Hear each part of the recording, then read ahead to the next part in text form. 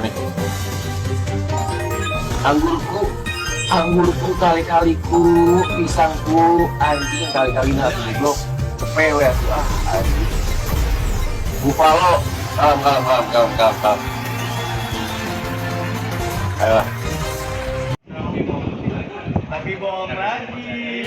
Seorang YouTuber asal Kabupaten Bandung, Ferdian Paleka ditangkap Direktorat Reserse Kriminal Khusus Polda Jabar karena diduga kuat ikut memasarkan dan juga mengoperasikan situs judi online. Ditangkapnya Ferdian berdasarkan laporan masyarakat pada pertengahan bulan Mei lalu. Assalamualaikum warahmatullahi wabarakatuh.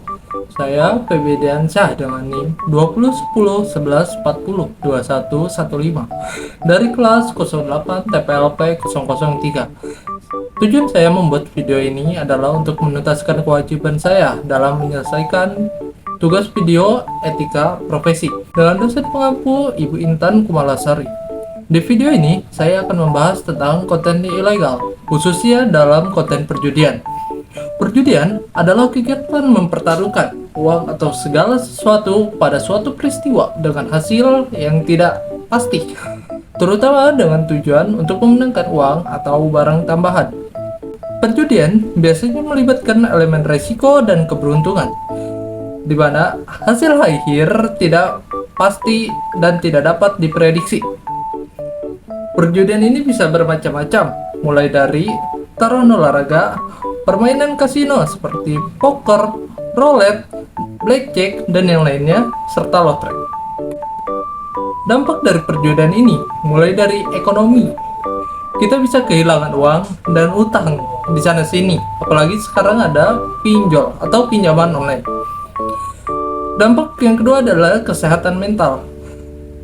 Dan berjudi, kita dapat mengalami stres, kecemasan, serta depresi. Selanjutnya ada sosial. Nah, karena kita mengalami stres, maka masalah ini dapat mempengaruhi hubungan kita dengan keluarga atau dengan yang lainnya. Dalam objek kasus ini, saya akan mengambil contoh kasus promosi judi online yang dilakukan oleh Ferdian Paleka pada kanal YouTube-nya. Untuk cerita kasusnya, siapa sih yang nggak kenal sama Ferdian Paleka? Dia ini dulu pernah viral karena konten sembako sampahnya kepada para waria pada bulan Mei 2020. Setelah tertangkap polisi pada kala itu, Ferdian Paleka ini terlibat dalam aktivitas promosi judi online melalui akun YouTube miliknya. Perbuatan ini akhirnya diketahui oleh masyarakat yang kemudian melaporkannya pada pertengahan Mei 2023. Konten yang ia buat di YouTube tersebut mengandung promosi situs-situs judi online yang tentu saja ilegal di Indonesia. Dalam pengakuannya kepada pihak berwajib, Ferdian mengungkapkan bahwa ia telah mempromosikan situs judi online ini sejak Maret 2023. Aktivitas ini berlangsung selama 2 bulan. Dari aktivitas tersebut, Ferdian berhasil mengumpulkan keuntungan yang tidak sedikit. Angkanya mencapai 570 juta rupiah. Situs judi online yang dipromosikan oleh Ferdian Paleka itu ada 2. Yang pertama, ada Paradewa 89 dan Bos 388. Kedua situs ini menawarkan berbagai jenis permainan judi yang cukup lengkap, mulai dari slot, poker, kasino, dan yang lainnya. Promosi yang dilakukan oleh Ferdian Paleka ini di YouTube tentu saja akan menarik perhatian banyak orang, terutama mereka yang gemar berjudi di offline maupun secara online. Perbuatan Ferdian Paleka ini tidak hanya melanggar hukum, tetapi juga berdampak buruk pada banyak orang. Judi online adalah aktivitas ilegal di Indonesia dan memiliki dampak negatif yang besar, termasuk masalah keuangan dan sosial. Promosi judi oleh public figure atau kita sebutnya content creator seperti Ferdian Paleka ini dapat mendorong orang lain untuk ikut terlibat dalam aktivitas ilegal ini, yang akhirnya akan merugikan diri mereka sendiri dan orang lain. Selanjutnya untuk penanganan hukum. Setelah laporan dari masyarakat, Ferdian Paleka ditangkap di sebuah kos-kosan di Jalan Sukajadi, Kota Tangerang.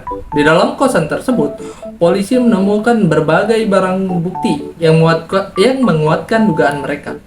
Salah satunya adalah komputer milik Ferdian Paleka yang masih menampilkan akun YouTube-nya dengan konten perjudian yang ia lakukan.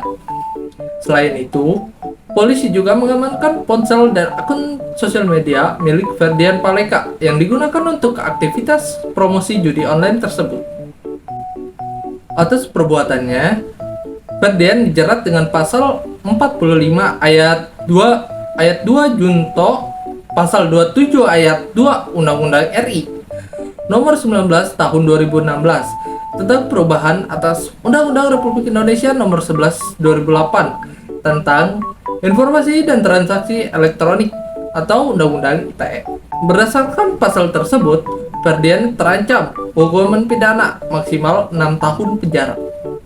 Kasus ini menjadi pelajaran penting bahwa aktivitas ilegal, apalagi yang dipublikasikan melalui media sosial, dapat dan mudah tercium oleh pihak berwajib dan masyarakat, serta berujung pada konsekuensi hukum yang serius. Selanjutnya ada solusi pencegahan. Yang pertama itu ada edukasi masyarakat. Kita harus meningkatkan kesadaran tentang bahaya dan ilegalitas judi online melalui kampanye pendidikan publik. Selanjutnya ada pengawasan media sosial. Perketat pengawasan dan penegakan hukum terhadap konten ilegal di media sosial. Selanjutnya ada sanksi tegas. Terapkan sanksi yang lebih tegas lagi dan lebih cepat bagi pelanggar untuk memberikan efek jerah. Selanjutnya ada kolaborasi dengan platform media sosial. Pihak pemerintah harus bekerja sama dengan platform media sosial, mulai dari YouTube, Facebook, TikTok, ataupun media sosial yang lainnya untuk mendeteksi dan menghapus konten promosi judi online. Yang terakhir, ada penguatan regulasi. Perbarui dan perkuat regulasi terkait aktivitas online untuk menyesuaikan dengan perkembangan teknologi. Untuk kesimpulannya, kasus Ferdian Paleka ini bisa menjadi contoh bagaimana tindakan ilegal dan tidak bermoral dapat berdampak besar bagi para pelakunya. Aktivitas promosi yang ia lakukan sejak Maret hingga Mei 2023 menghasilkan keuntungan yang signifikan, namun juga mengundang perhatian masyarakat dan pihak berwajib.